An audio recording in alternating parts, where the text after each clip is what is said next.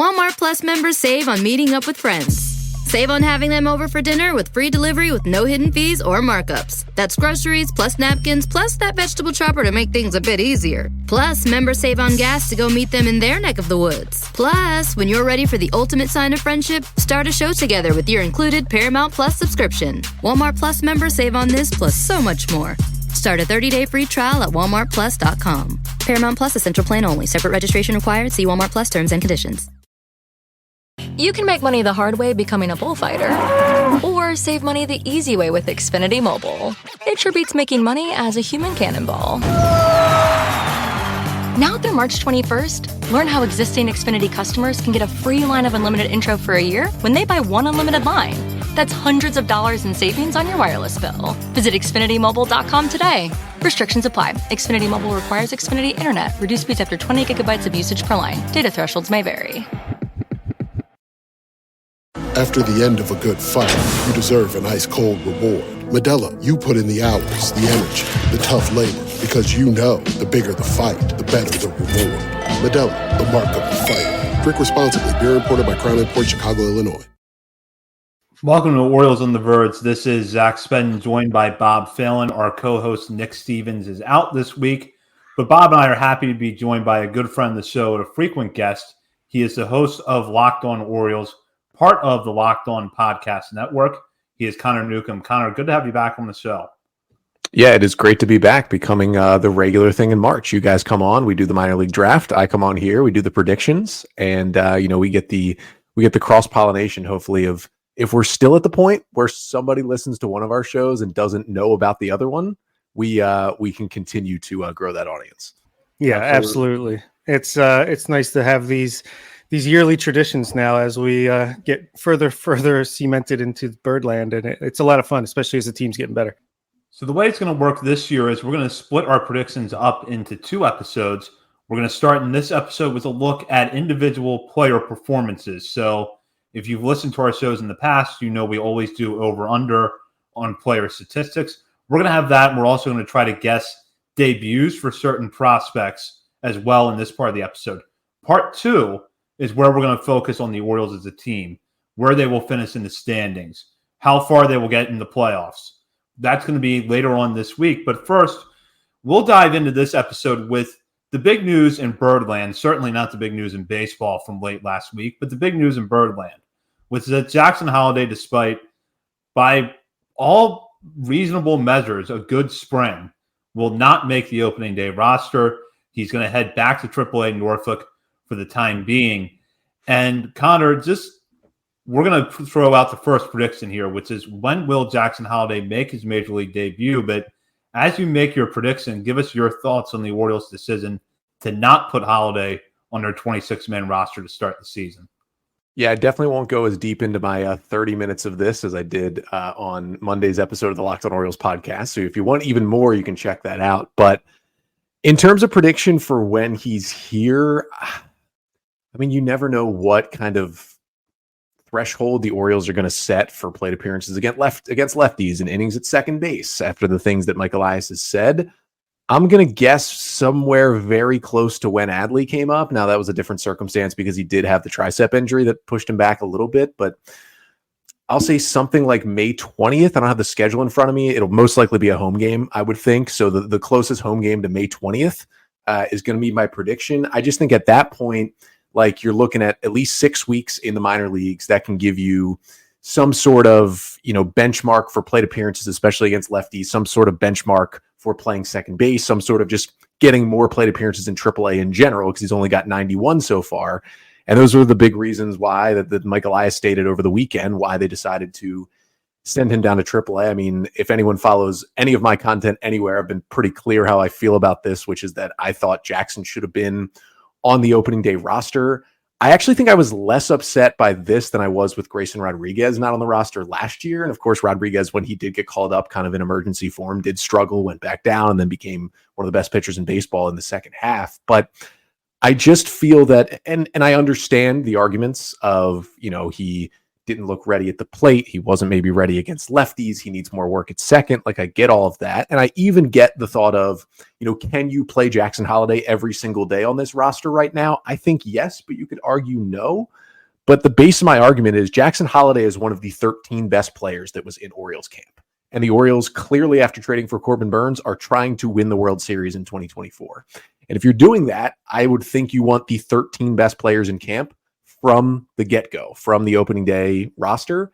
And that's just not what they're doing here, because whether it's Tyler Nevin, whether it's another roster move, waiver claim that comes in to take that final spot, that player is just not better than Jackson Holliday. And I get that there's more to it about his readiness and the roster fit and all that stuff, but I want to see the best players out there. And as a fan, I've said this too, I want to see Jackson Holliday run down the orange carpet. And I want to see him from day one being as good as he can be, because he's going to be a special player. Good answer. First off, it's spring training's over. I got to switch the hat real quick. I know this isn't the official hat either, but yeah, I was genuinely surprised when the news came out that Holliday was being reassigned to minor league camp, because we've been saying, just reading the room, the vibes, the comments, it seemed like he was going to have to play himself off of the opening day roster. And he obviously did not do that. Crushed a home run off a lefty. But other than that, I think he struck out in 9 of 15 at bats against them. So, I mean, I think the Orioles are scheduled to see 4 or 5 lefties in the first 2 series against the Angels and Royals, which leads me to my prediction for when Jackson Holliday is going to debut. It's going to be Tuesday, April 9th at Boston. You can extend Jackson Holliday's spring training into AAA season by about 2 weeks.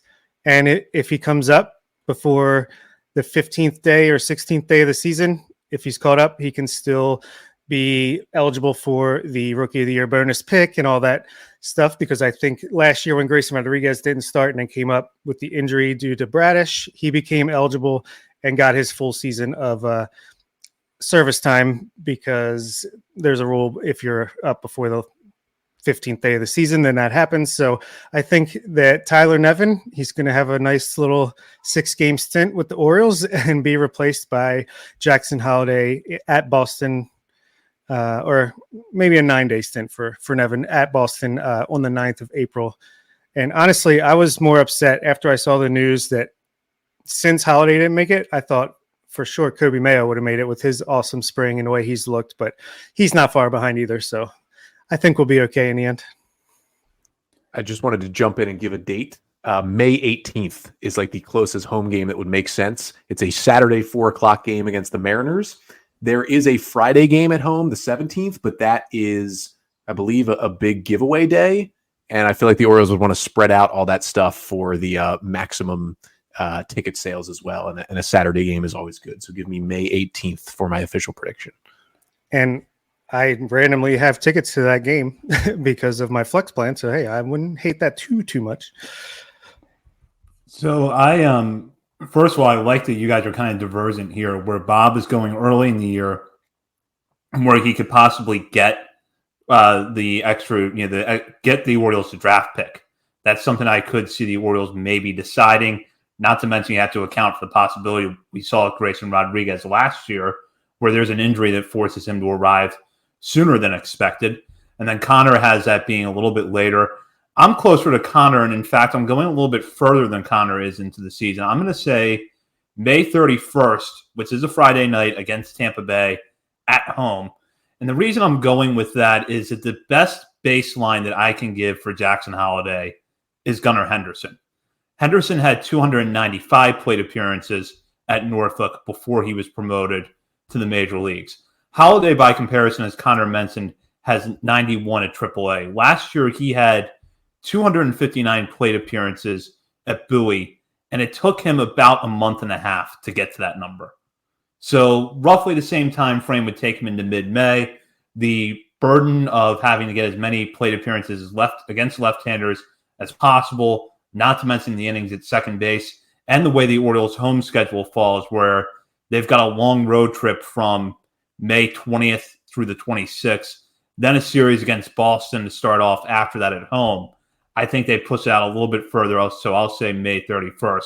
And as for my reaction, I was surprised And while I get the reasons why the Orioles left Holiday off the Major League roster, the fact that he's not on there after the spring he had kind of makes me question what his chances actually were going into camp.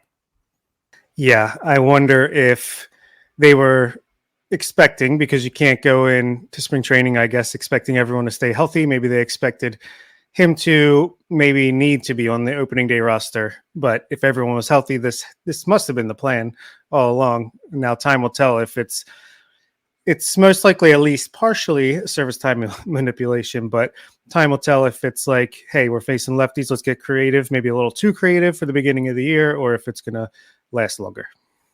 Yeah, I know that Sig Mejdal is not the person that ever wants to talk to the media, and I think that's a little bit of why he might never become somebody's main GM or president of baseball ops. But I wonder if maybe Eve Rosenbaum can get in Mike's ear and just be like, look, some of the things you say, you don't have to say. Like, they're not actively harmful, some of the things he says, but it's just like, you don't have to continue putting these expectations out there. They're coming from you. You are the guy that people are looking for to make these roster decisions.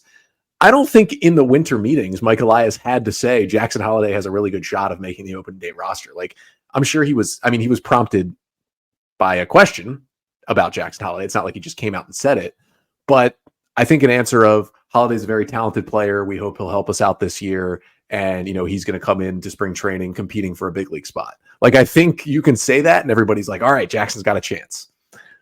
It's just been the wording. And that's honestly, at this point, with the amount of great things that Elias has done for this roster, that's kind of my main gripe with Mike Elias, is just his framing of things to the media. And I think that's something easier to fix than an issue with roster building. So I would hope the Orioles can kind of nip that in the bud at some point. Yeah, if that's our biggest complaint, though, that's honestly not too bad. But yeah, that could definitely be where maybe one day when Mike Elias gets promoted to president and Eve is the new GM, maybe we'll get some better, more realistic quotes, but we shall see. Let's move on to the next question, the next prompt. Any moves, trade, waiver, claim? We saw it last year with Danny Coulomb between now and the first pitch of opening day, whether it's Thursday or Friday. Connor? I think yes. I think one of the reasons why, despite processes of elimination telling you which 26 players the Orioles will go to Baltimore with, I think the reason why we haven't, not only have we not gotten the official opening day roster, which most teams, I don't think any team has put out their official roster yet. That's not an Orioles specific thing, but we haven't even heard like Ramon Arias has been told he's made the roster. We haven't heard Jacob Webb or Keegan Aiken have been told they made the roster, even though you look around and you're like, well, there's only 8 relievers left in big league camp, so it's got to be these guys. I think they're looking for it. And to be quite honest with you, I wouldn't be surprised if the right-handed hitter came on waivers, that they would scoop up and maybe take that player over Tyler Nevin if they thought it was a slight upgrade to have on the roster for 6 weeks. I actually started putting together a little bit of a list of the guys that have already opted out or could end up on waivers because they're trending towards not making their team's roster and they're out of options. It's not a full list yet, but there's some interesting guys like Birch Smith and Luis Perdomo and Drew Pomeranz and Brent Honeywell and Johan Ramirez, who are just like some interesting relievers who, if one of those guys did end up being the final guy in the bullpen, like, it would be an intriguing arm for the O's. I think definitely it'll be at least one pitcher or hitter, and it could be a pitcher and a hitter that they pick up and add to this roster before opening day. I agree for all the reasons Connor said. I'll go with one pitcher because I think that if you look at that bullpen, while you only have 8 relievers in camp, the Orioles do have options with Keegan Aiken. Jacob Webb has not had a good spring, so there is some room there for change if the Orioles feel like there's a guy hanging out there they want to get. So I'll say yes. I will say yes as well. I'd honestly be more surprised if there wasn't some type of transaction before the first pitch on opening day. Exactly what it is, I'm not sure, but I know, or I'm assuming that they're really shopping hard for see if anyone wants to give us some decent value for a Ramon Arias before the season starts, or whether it's just another right-handed bat. Maybe is Tommy Pham still a free agent? Maybe they could sign him to take Nevin's place on the bench, or a pitcher as well. But yeah, I think there absolutely will be a move before Thursday at 3:00. We'll go on to the next one now, going back to debuts. Who will debut first this season, Jackson Holliday or Kobe Mayo? I'll start with Bob. I think it's going to be Kobe Mayo. I think, like I just said, Ramon Arias being shopped, I'm assuming there wasn't not a lot of affirmation for Ramon Arias being on the roster to start the season. And honestly, there still really isn't. I think that they're going to try their hardest to trade Ramon Arias and open up a spot for Kobe Mayo. I think he had an amazing spring offensively, defensively. He's ready. He's as ready as can be. He's a little bit blocked at the moment, but whether it's a trade or an injury maybe early in the season, and to kind of hedge my bets with my previous prediction with Jackson Holliday, and maybe he lasts longer like you guys are saying, then I definitely think it would be Kobe Mayo in that case. So yeah, give me the surprise third baseman of the future. Yeah, I'll take Holliday. I just think in the order of operations, prospect-wise, he's going to come up first. Now, one of my bold predictions on my show was that Kobe Mayo would actually be the Orioles' best rookie this year, so it would be helpful for that prediction if he came up before Holliday and started accruing those stats. I do think that if Holliday is early to mid-May, Mayo will be more like early to mid-June, and they'll just kind of ease in the infielders. It's kind of something similar that they did last year where Westberg came up first, and then they got Cowser to the big leagues, and then they got Kjerstad to the big leagues, and they kind of eased them each in a little bit and gave them each a little bit of time where, and Brandon Hyde even talked about it. He was asked about it a lot last year and kind of said, listen, I don't want to have too many brand new guys come in at one time and have to, parse through the lineup there with a lot of rookies at once. And so I do think it'll be one after the other, about a month in between. And I just think just with the prospect pedigree, it'll be Holliday before Mayo. Oh, also just to add on to my prediction, if they trade Ramon Urias, whether it's before the season starts, soon after, or like I was saying with Holliday, if Mayo comes up before mid-April, he'll also be eligible for Rookie of the Year draft pick. I'm going to say Mayo gets there first, and the deciding factor for me is that he has more AAA time than Holliday at this point, much more AAA time, actually. He's already had 267 plate appearances there last year. He's also settled gone a long way towards settling one of the big question marks, which is his defense. I think the Orioles have to feel like they would feel comfortable putting Mayo at third base at least some of the time after he was promoted, whereas before spring training, I don't know that would have been the case. And then I also feel like with Mayo, this is where being a right-handed hitter is going to come into play and be a favor for him over Holliday, because the Orioles have a lot of left-handed bats. While I might not have a good left-handed bat to play second base, Mayo also offers power from the right side that's not easy to find really anywhere else in this organization. So I think that's going to help him out. I do agree with Connor that they're going to be staggered. I wouldn't expect them up here on the same night or even within the same 2-week interval, but I think Mayo gets here before Holliday. Okay, similar question here. Not who will debut, but who will be called up first between Heston Kjerstad and Kyle Stowers? Zach? I'll go with Stowers. I think now that Kjerstad is back in AAA, the Orioles are going to want to work on his defense a little bit more. And while Stowers is not significantly better than Kjerstad in that regard, he is a little bit better.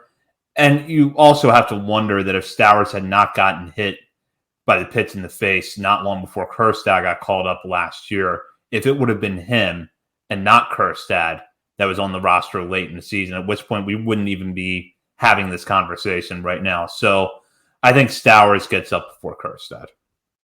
I'll take Kjerstad. I think, and this is something we all knew and most people were talking about throughout spring training. It was like Kyle Stowers keeps hitting homers, and it was kind of like, how many homers does he? I mean, I talked about on my podcast, I was like, how many consecutive home runs would Kyle Stowers have to hit to actually get an opening day roster spot? I decided on 10 straight at-bats it would have to be for Stowers to actually be giving a roster spot. I just think we realize where he is in the pecking order right now with this Orioles team, and I think it is below Heston Kjerstad. And while I think there is a point to, with Kjerstad being down, maybe it's to get some more time, whereas Stowers is kind of mostly graduated from AAA at this point.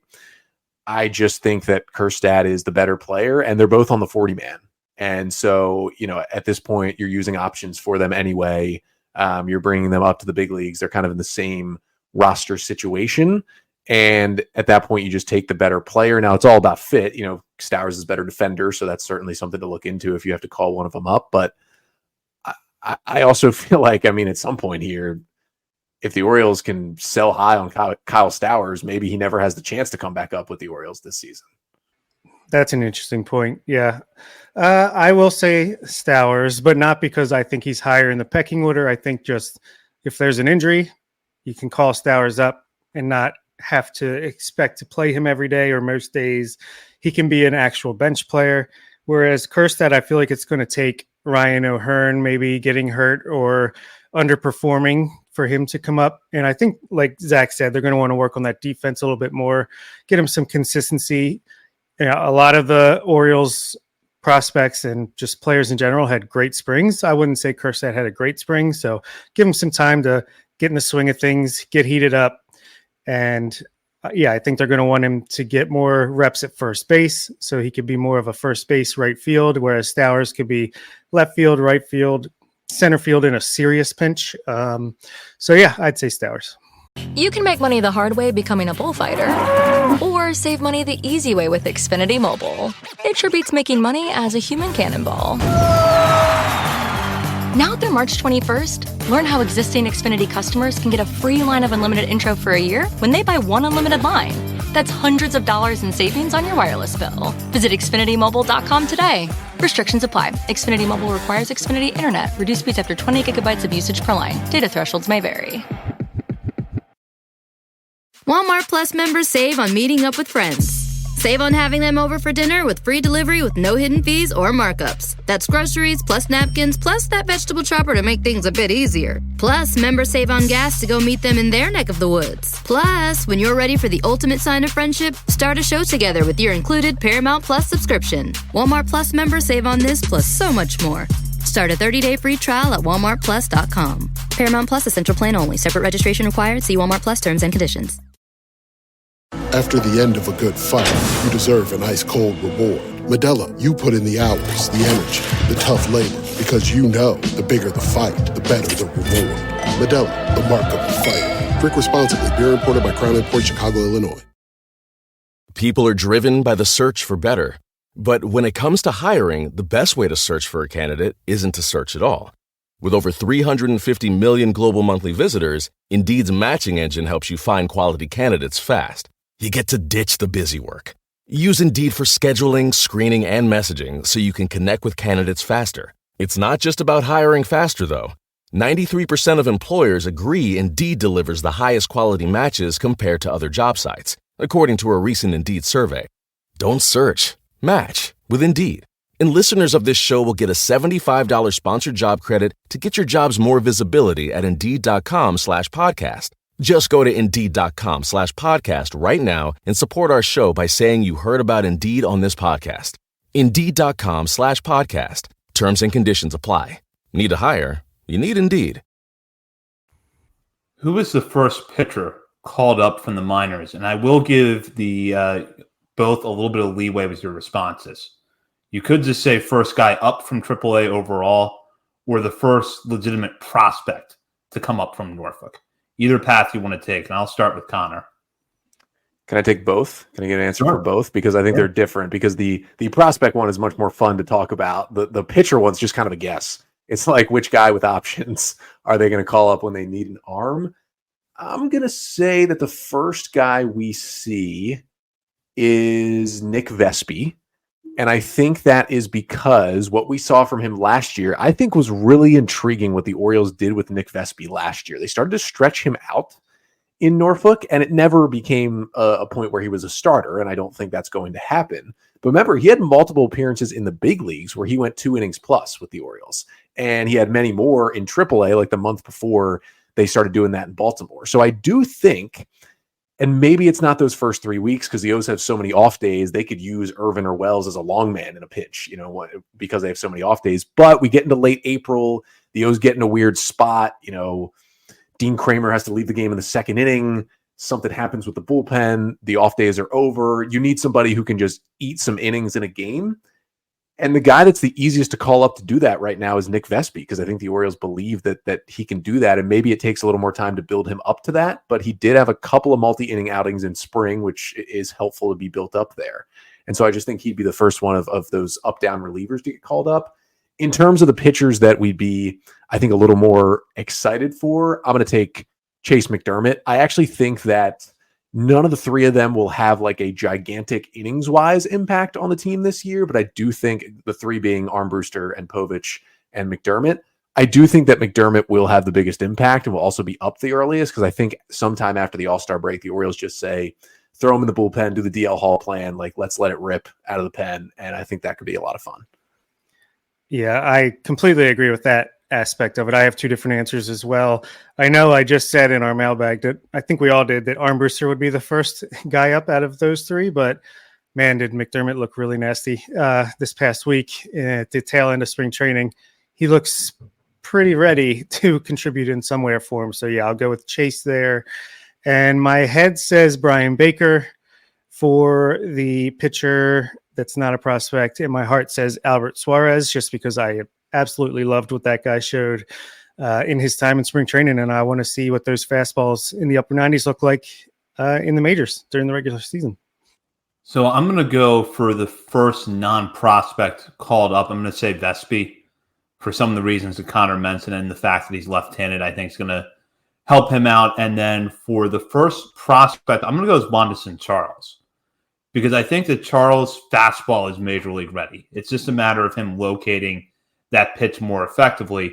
And I could easily see a scenario that the Orioles find themselves in the spot they were in last year with Yennier Cano, which is we're down a few arms. This guy looks good in camp. He's got good stuff. Let's put him out there and see how he looks. And hopefully, much like Cano, Charles is able to stick on the roster after that. So I'll go with him. Very cool. And we kind of have these tandem questions. So kind of similar. Who's the first prospect positionally outside of the top six, which is Holiday, Mayo, Basayo, Kalzer, Kjerstad, Norby, to get called up / make their MLB debut, if any? Maybe there's not one, but Connor? I don't think anybody below that list makes it. It's hard to even pick out like who it would be if there was one, because the depth at the top of AAA among the guys that are either have already been in the big leagues or are almost ready is insane. And when you look down the list of hitters in AAA that now starts with Jackson Holiday and includes Kobe Mayo, Heston Kjerstad, Kyle Stowers, Connor Norby, it's like, what spot would you have to be in for someone other than them as a hitter to get called up? So I'm going to say no. I mean, maybe something would happen where, I don't know, Dylan Beavers just put on such a show that he leapfrogged all these guys and made it to the big leagues by the end of the year. That would be the closest one, or like something weird happened where they needed Hudson Haskin to play the outfield. Yeah, I don't really have an answer here. I don't think anybody else will make a debut. So we're talking about pitchers and position players, correct, Bob? Or is it just position players? I said just position, but since we already included the pitchers in the previous question. Yeah.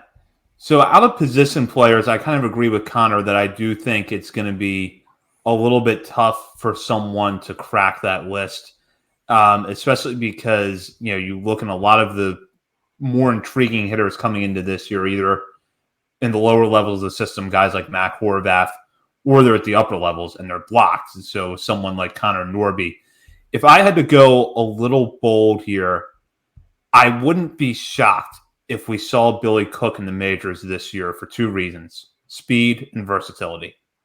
So you could bring him up as a pinch runner.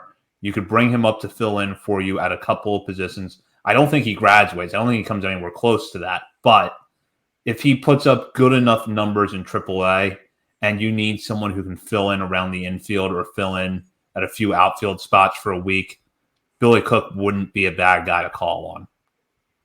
You took my answer. Billy Cook, he was my guy. I think he had a couple of nice at-bats late in spring training too. So I'm very curious to see how he does in Norfolk. And like you said, he could play second base, all the outfield positions. So if you need someone short term, last minute, give Billy a call and he'll cook up something nice for you. I think for Cook too, I mean, he's already 25 and he has the tools, but at this point, it's like when he's 25 years old and he's not one of your tippy top prospects. I mean, he's outside the top 20, top 25, I would think, for most people, even in the Orioles system, just because the system is so deep. And so at that point, it's just like, if you identify him as someone that can help for 2 weeks, I don't think you mind kind of starting his clock, especially again, now that the Orioles are at this point where you're trying to win the World Series.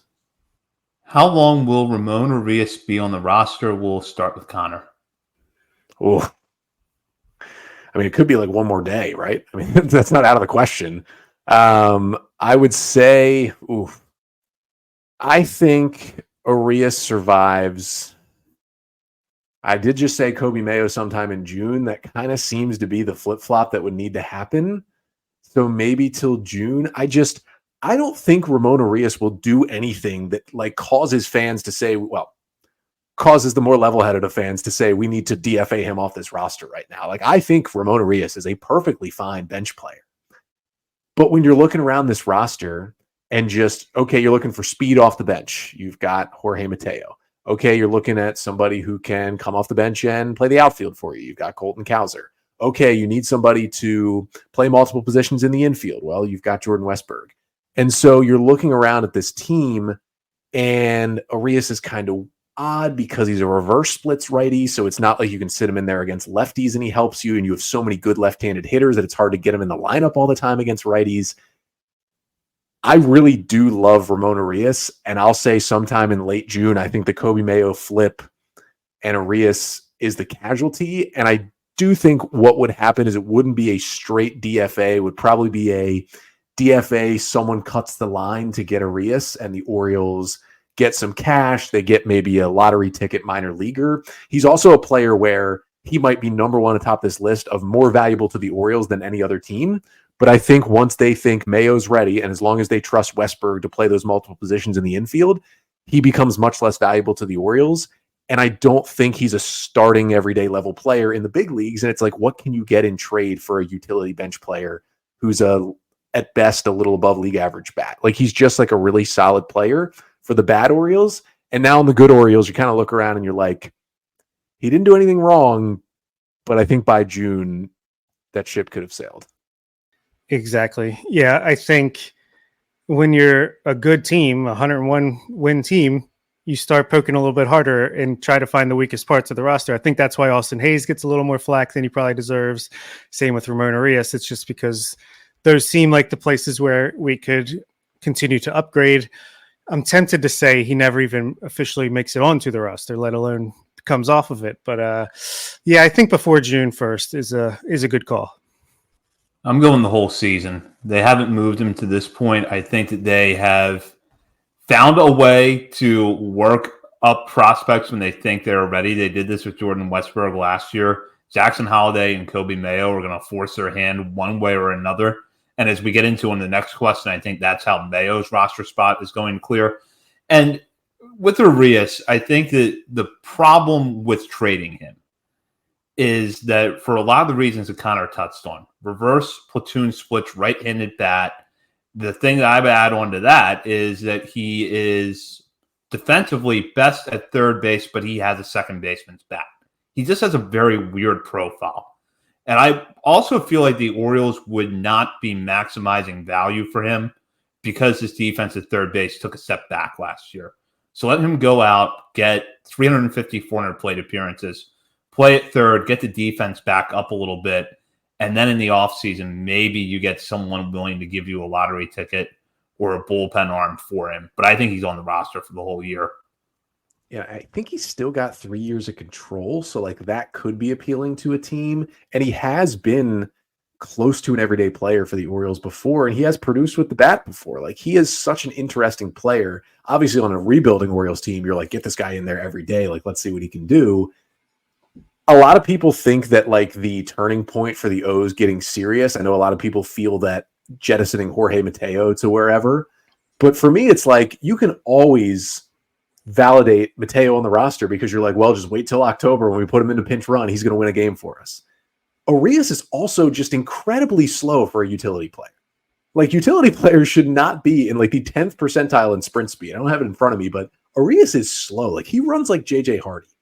And so I just worry about the maximizing the value. I think for Arias, that is actually the first roster test for Mike Elias and his crew of, are you willing to not maximize one player so that you can maximize another and the talent on your team? And I think at some point in the middle of the season, they're going to hit a crossroads with Kobe Mayo and Ramon Arias. And it's going to be like, do we want the upside and we want to get this guy who mashes baseballs onto our team is going to be a big future piece? Or do we want to continue to hold on to this guy because we can't get what he's worth to us on the trade market? And I think that is going to be a really interesting crossroads to see for the Orioles, because to this point, I mean, they've maximized everybody. They maximized Tommy Milone.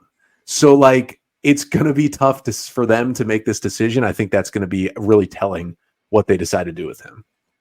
That is an excellent point. And as fans, we're always going to want to take that step sooner, I think, than the front office. And it's worked out for them in the past, but I think that, like you said, there's going to be a point where it's like, you just got to do it no matter what. Because like you said, Ramon Arias, he's a good player.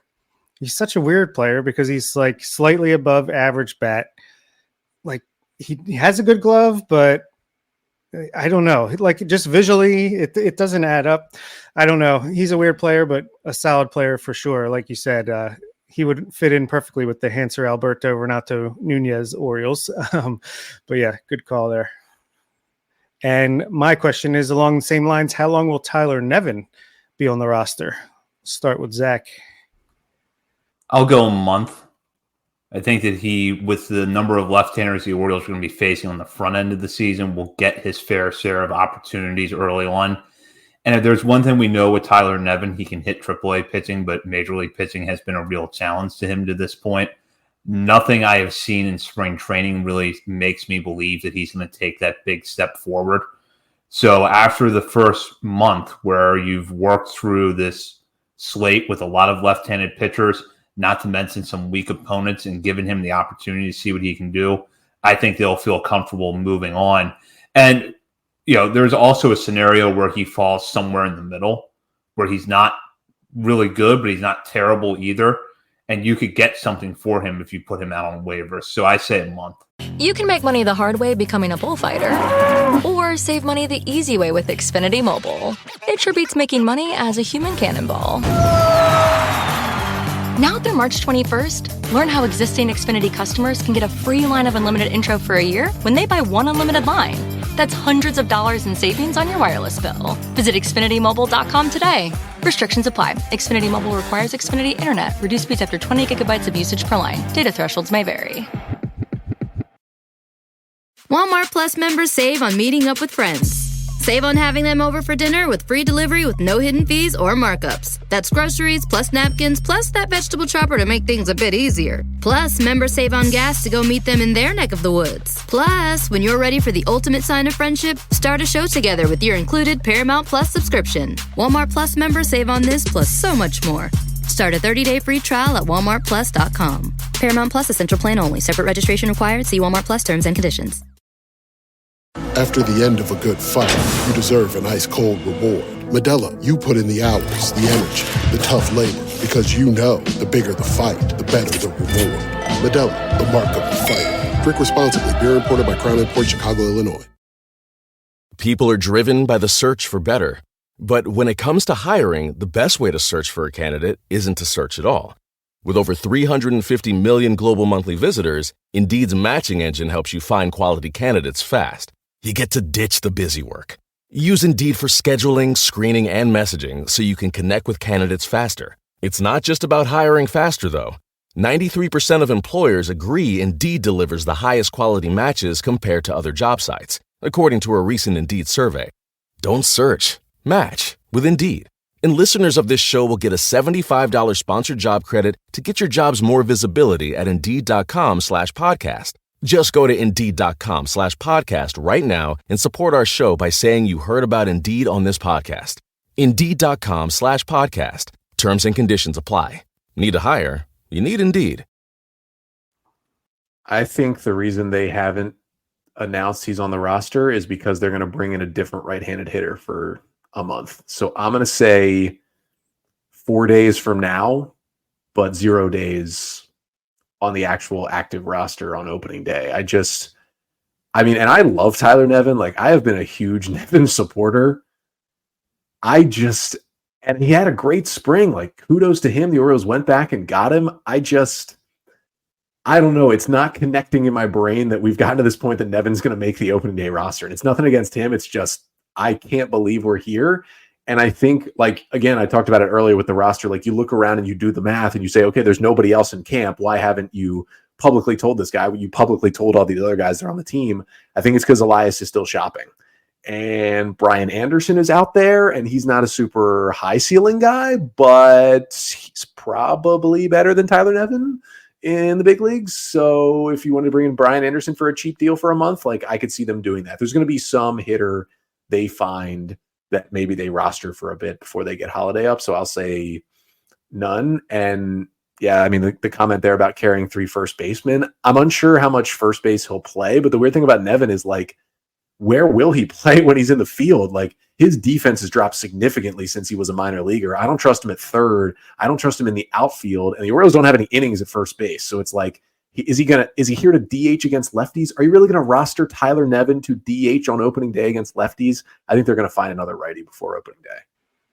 I literally think they have Tyler Nevin to DH against lefties for the first week of the season. I think his time on the roster is days, not weeks. And like you said, it could be 0 because I do think they're probably looking for someone better. But if it doesn't happen, I think they're content to roll out Tyler Nevin as the DH against lefties to start the year. And I guess there's like, do you want your bench to be guys who could be starters in the league and you're rotating them in? Or do you want your bench guys to be bench players that you don't mind just leaving on the bench for extended periods if need be? Maybe a mix of the two, but Nevin sincerely is the latter half of that. Does Ryan O'Hearn sustain last year's success, Bob? Oh, that's so tough for me. I do believe in the hard hit rate. He doesn't walk enough. Is the power really there? He can play maybe some corner outfield and some easy, like left field in Boston, right field maybe in Baltimore if you need to. DH, can't hit lefties. I'm just taking a long time to say I don't think so. I think he'll be better than he was as a Royal before he got to the Orioles. I don't know if he can continue what he did last year, reach that level consistently at least. But we'll see. He's going to get a chance. You almost, as a successful hitter, can't walk less than Ryan O'Hearn did last year. Like, looking at his walk rate, which was like 3%, and looking at how he produced at the plate for a guy that didn't play every day, but if there was a righty on the hill, O'Hearn was in the game. And it's kind of insane that he walked as little as he did. Now, it helped that he didn't strike out at an astronomical rate, but that's pretty crazy to have the production that he did. I actually firmly believe in Ryan O'Hearn. I think the changes he made are legitimate, and I think Ryan O'Hearn is going to cause the Orioles to have a really tough decision when it comes to his team option at the end of this year. I think he's going to find a way to stick on this roster all season, and he might end the year, just because the Orioles have so much talent, as more of a pinch hitter. And I think that's okay, and I think that's an important thing to have when you get into September in the postseason. I think, he could be a much less problematic Delman Young for the Orioles in the postseason this year. And I think that's super helpful too. And I don't know if that means he's going to hit close to 300 all year and hit fourth for the Orioles. That's probably not going to happen again, but I think he's well above what he was in Kansas City. And I think he'll be good enough to stick with the Orioles all year and still be a guy who, I felt like this last season when Ryan O'Hearn came to the plate in a clutch situation. I was like, I feel good about him more than probably 50% of the team, if not more, that he's going to come through for the Orioles. And I think that feeling can continue through this season. Looking at the projections on Fangraphs, and I'll just give one from Steamer here because this is pretty typical of where they have him right now. 256, 307, 445 slash line with a 106 WRC plus, a walk rate of 6% with a strikeout rate around 23%. To me, that seems about right because he had a batting average on balls in play of 340 last year. You have to figure that mark's going to come down a little bit. He didn't walk very much, but the numbers I just read off, while not at the level of last year, are good enough for him to stick on the roster all year. So he's going to drop off a little bit, but he's not going to come crashing back down to earth either. Yeah, completely agree. Let's get into Jorge Mateo. What will his positional breakdown be by the end of the year, Connor? I think he survives the season. You can't kill Jorge Mateo. You just can't. That speed is too enticing. And the fact that he might be able to play multiple defensive positions well keeps him on the roster. And people forget that the Orioles are going to hide him so much from right-handed pitching this year. Like, he's going to go weeks without facing a right-hander. He had a 108 WRC plus against lefties last year. He can still produce a little bit against a lefty. You just got to hide him against right-handers. And I think they have the depth to do that. I would say he still sees a little shortstop, even though they're saying, Gunner's kind of the guy. I think when Jackson Holliday's here, he's at second. I think Mateo is still your backup shortstop because he's still so good. Even though he wasn't like fielding Bible Award level last year, he was still very good defensively at shortstop. I think we'll see some center. I think we'll see some second. I think we'll see some left and right field. I think the breakdown, he will probably play, I'll say mostly, let's go mostly shortstop still because that's his position, but then right behind it is center, right behind it is second, and then the two corner outfields. I'm going to agree with Connor on every point. He does stick on the roster all year. I think he moves around those positions. I'll say shortstop the most, center field second base third, and then left field third just for the speed, or fourth just for the speed factor, and then right field after that. I don't even need to answer. You guys nailed it. So spot on. All right, this will be our last prediction prompt before we wrap up this episode with the over-under section of this. So in this one, breakdown of games started for Cole Irvin, Tyler Wells, John Means, and Kyle Bradish. I'll go with Bob to start this one. I will say 5 starts for Cole Irvin before John Means takes over. Maybe I'll say 8 because maybe he gets a few later in the season as well. I'll go to John Means from there. I'll say 22 starts for John Means. Tyler Wells, I'll say 15 starts. And Kyle Bradish, I'll say 20 starts. I'm going to go pessimistic here because it's protecting my feelings. I'm going to say 2 starts for Kyle Bradish. And I think that is comes back and it's not going as well as we thought situation. That's just setting me up to be pleasantly surprised, hopefully. But at least I didn't say 0. There's one point this offseason I would have said 0. We're up to 2. 2 might be worse, honestly. Yeah, no, it's 100% worse because 0 means, in 2 weeks they just put him under the knife. Whereas 2 is we're not seeing him until 2026. I will say Irvin, one of my bold predictions was Irvin makes close to 30 starts and we're not mad about it. So I'll say 25 because we're not doing bold predictions, just regular ones. I think he just finds a way to hang around in the rotation. Jordan Montgomery, there's a name. I will say for Tyler Wells, he bounces very much in and out and gets 18 starts. And then John Means, who knows what John means right now? I'm going to say 14 for John Means. I'm worried about John Means in a different way than I'm worried about Kyle Bradish. I'm not worried about Means in terms of like how completely healthy and if he's going to be able to pitch at all. I think he will. I just think they're going to slow play him even more than we think this season and either try to preserve him or use him out of the bullpen some. I think they're going to get more interesting with Means than we think. So I worked backwards and basically figured out how many starts I think will be made between Corbin Burns, Dean Kramer, and Grayson Rodriguez. Filled in the rest of the rotation from there, which left me with 67 starts to go around. I think Tyler Wells makes 23. That's slightly more than he made last year when he made 20. Irvin will match his start total from last year with 12. And then you'll get 10 starts each from Means and Bradish with a combination of players from the minors and a trade acquisition filling in the remaining spots. Okay.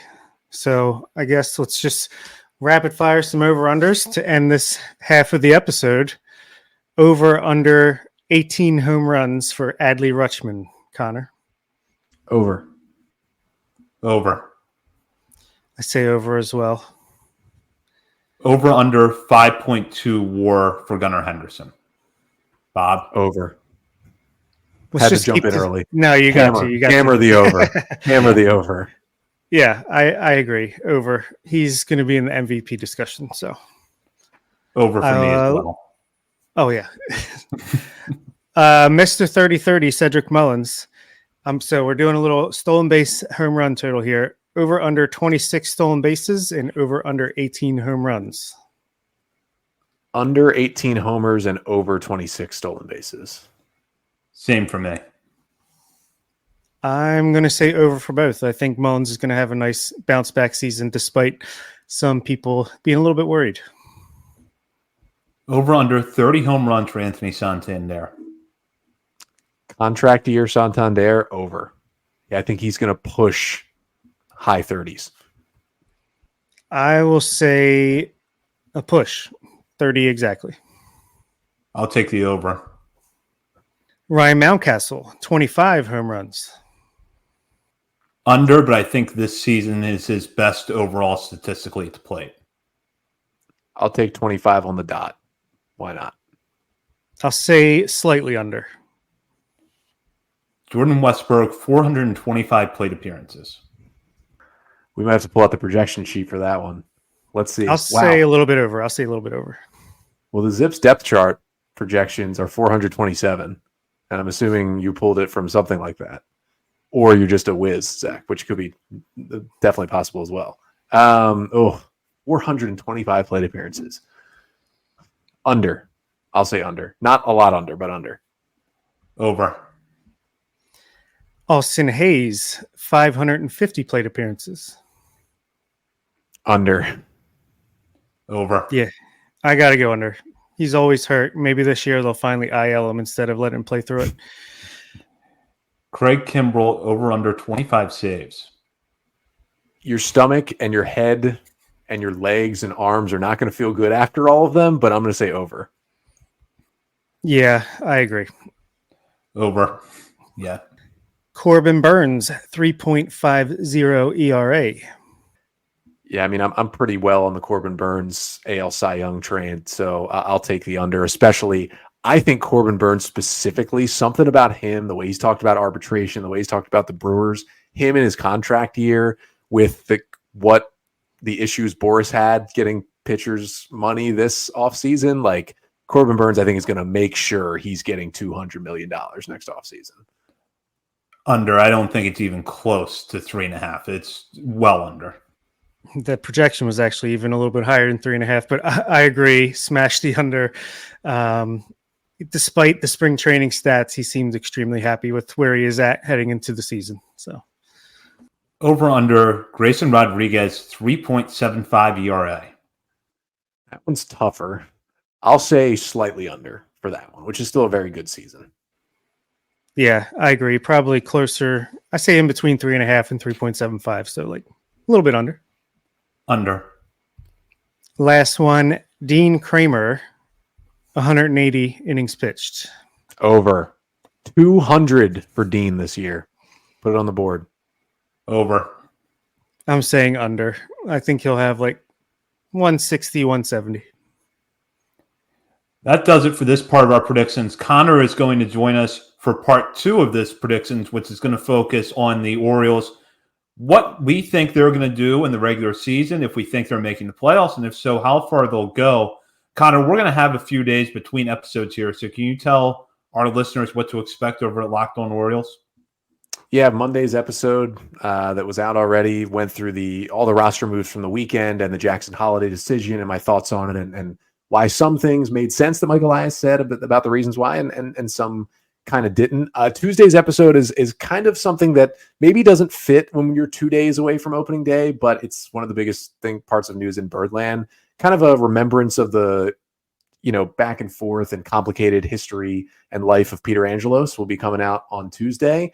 And then Wednesday kind of gets you ready for opening day on the pod. Hopefully we have something close to an opening day roster to talk about. We will have a new owner, I believe, to talk about on Wednesday as well. And then Thursday after the opening day game, live recap episode to get the season started. I thought you were going to say Tuesday was in remembrance of Pepsi products at the yard. Yeah, not a soda drinker, but I will say if I had to, I'm taking Coke over Pepsi. So that does it for this part of our predictions episode. You can tune in later this week for part 2. In the meantime, you can check us out on our many social media channels, including Facebook, Threads, Instagram, X, TikTok, and be sure to head over to YouTube, subscribe to our channel. And as a reminder, if you're a member of our Patreon community, you can expect new bonus daily coverage later this week when the Norfolk Tides begin their season. You're not going to want to miss that. If you're not a patron already, sign up to become one. You can get a little taste of what it's like by joining our Discord community, which you can find a link to in our show notes. For Bob Phelan and Nick Stevens, this is Zach Sweden. You've been listening to Orioles on the Verge, part of the Believe Podcast Network. Walmart Plus members save on meeting up with friends. Save on having them over for dinner with free delivery with no hidden fees or markups. That's groceries plus napkins plus that vegetable chopper to make things a bit easier. Plus, members save on gas to go meet them in their neck of the woods. Plus, when you're ready for the ultimate sign of friendship, start a show together with your included Paramount Plus subscription. Walmart Plus members save on this plus so much more. Start a 30-day free trial at walmartplus.com. Paramount Plus Essential Plan only. Separate registration required. See Walmart Plus terms and conditions. You can make money the hard way becoming a bullfighter, or save money the easy way with Xfinity Mobile. It sure beats making money as a human cannonball. Now through March 21st, learn how existing Xfinity customers can get a free line of unlimited intro for a year when they buy one unlimited line. That's hundreds of dollars in savings on your wireless bill. Visit XfinityMobile.com today. Restrictions apply. Xfinity Mobile requires Xfinity Internet. Reduced speeds after 20 gigabytes of usage per line. Data thresholds may vary.